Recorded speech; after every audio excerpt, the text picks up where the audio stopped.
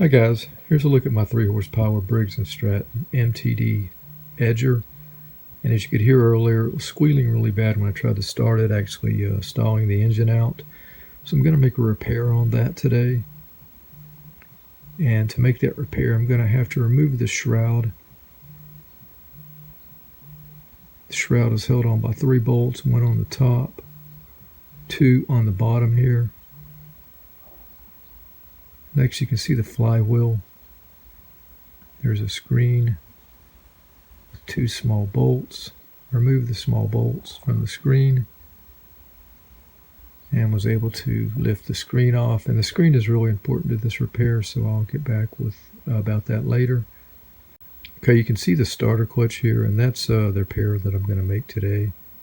If you wanted to replace the whole assembly, you could.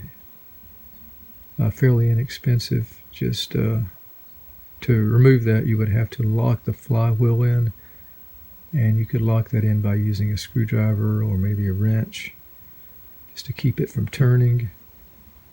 And then you'd be able to turn the starter clutch assembly off, maybe by tapping with a mallet or hitting the end of a wrench. And then you could unscrew it from the drive shaft. I'm going to attempt to repair the starter clutch here. I'm pointing now to the cap of the starter clutch, and the cap was actually loose and off when I noticed later. I thought it was plastic. It's actually metal, and mine was warped, so I needed to fix that so it would seal better.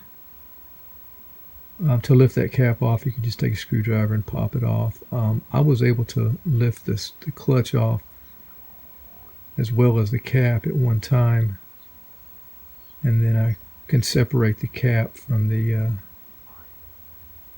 clutch here.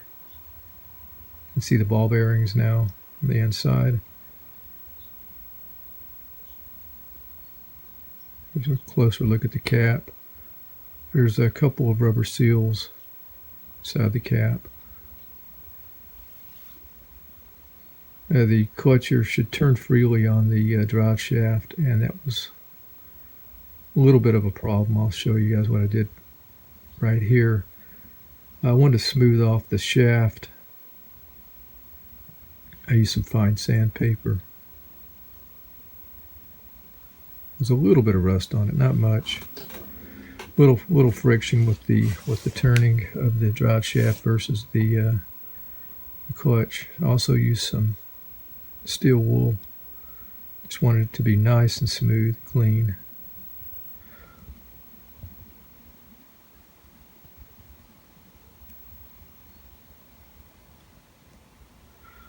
I also used the steel wool to clean inside where the ball bearings were at. And I cleaned on the inside of the clutches as well. Before I did that, there's a little felt pad or screen or filter, I guess, on the inside. So I removed that and then cleaned the inside with some steel wool.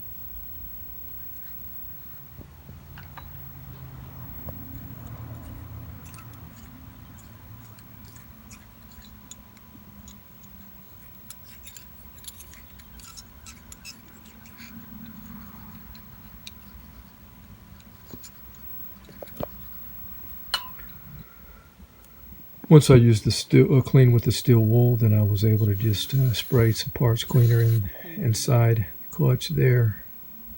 inside here, as well as where the ball bearings are at. Put the felt pad back inside, drop the clutch onto the shaft.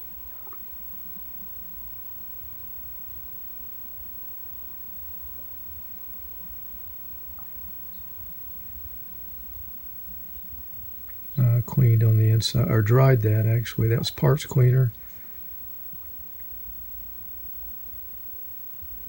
Okay, you can see that it turns really easy now.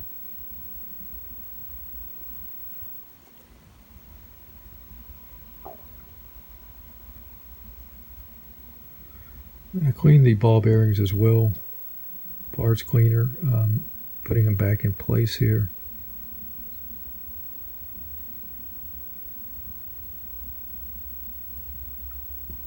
And if everything's working, it should turn easily to the left and then lock when you start to try to start the motor.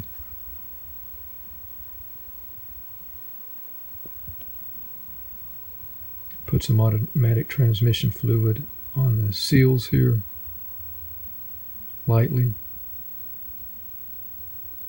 And I wanted to lock this in and straighten out the cap.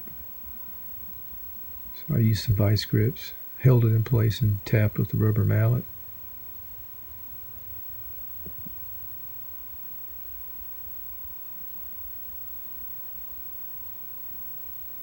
And it was pretty secure on there.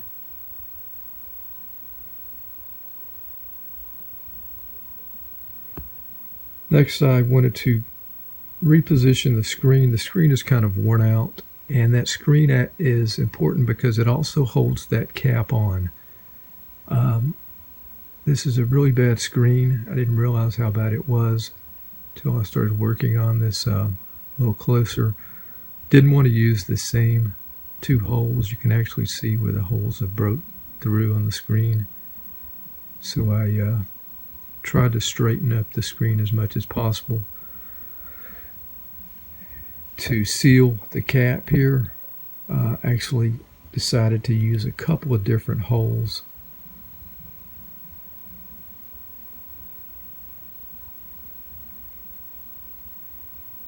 And just reposition the screen for a better fit.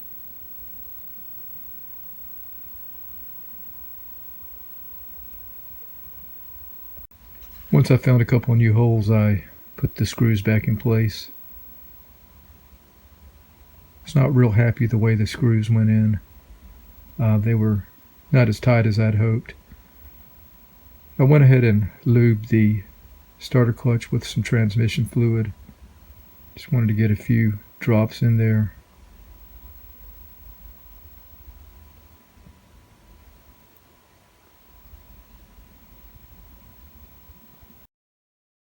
Just getting ready to put the shroud back on, and I wanted to take a second look at the screen.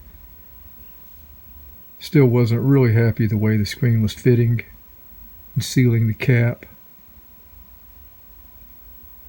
especially with the two fairly weak screws in place.